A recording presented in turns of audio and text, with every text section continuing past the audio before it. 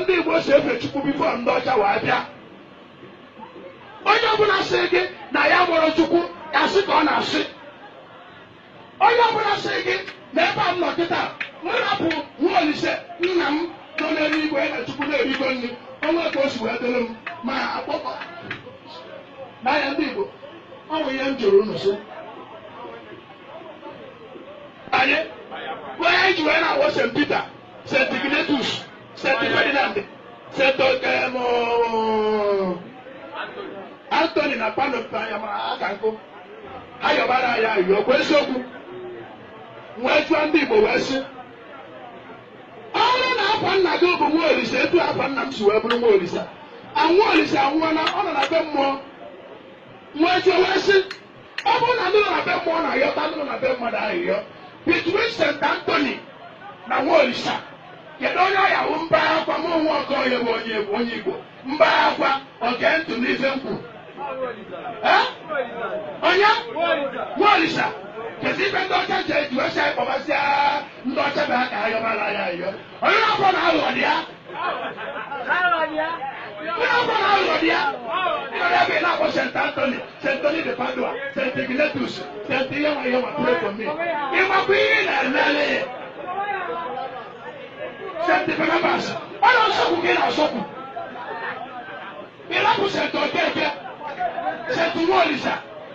St. Alibera, St. nwa Okoligbo, St. Ọfọma, St. Obichọfọha ndị nọ n'eluigwe ndị ichie biri ezigbo ndụ nọrọ n'igwe ha Chukwu nọ na-akpọ ka ha yọbara ahịhịa nọrọ ebe a na-akpọkwa Chineke ya dịrị ya mma nọrọ ebe a na-akpọ afa ndị mamara ebe ha si ha sị gị na ha bụ ma Chukwu ka ka Mr. Robinson si wee bịa kụziere Mr. Maazị Nze Chukwudị maka Chukwu ọ dị possible na Mr. Robinson ya kụziere Maazị Nze Chukwudị maka Chukwu ọ na-asị ka ha na-asị ya bụ gị abụ ntị anyị ji okwu anyị ji eziokwu ọ bụrụ na oyibo asị na ndị a ji meseji anyị ji okwu nnapụta wee bịa okwu ga-anapụta ndị Igbo kwado ọkụ maka alaeze nke Chineke na-abịanụ maka na ọ na-abịa alaeze Chineke na-abịa ọnwa ya ngwa sara mmadụ atụ anya Jizọs kịta ana m atụ anya kịta onye na-atụ anya ihe na-atụ anya kịta bụ gịnị alaeze Chineke ndị a kacharigodu etu a mkpọ niile a mgbacha ka ghara ịbanye na alaeze a lie ya ọfụma bifo mba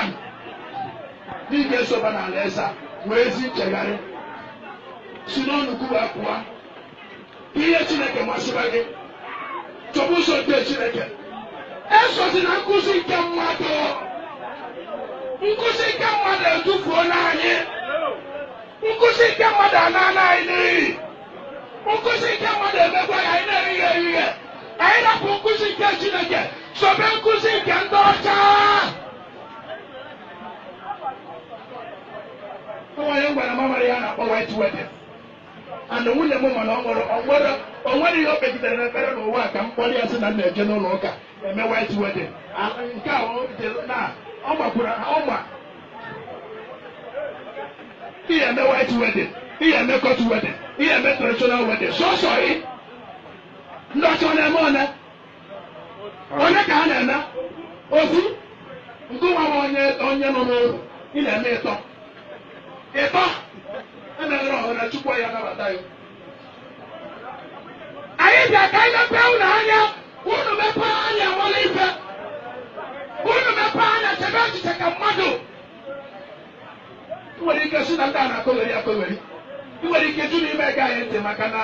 anyị dresịrị ka ndị Igbo ọrụ na anyị kpọchata anyị kịta nte ya ha si etu a anyị akwụrụ ebe a na-eme masko proskoto ihe okoto prokotokoto ịma na anyị women of God all that man of God all the highest man of God ịma ya bịa kwụrụ ebe a na ọ sị na achọ mmadụ m n'isi ya bịa chụpụ ya mgbọsị a ka m jere ọkụzụ mgbọsị ọkụzụ na-awa ji maka na ahụ m agba ista a na-eselebreti bụ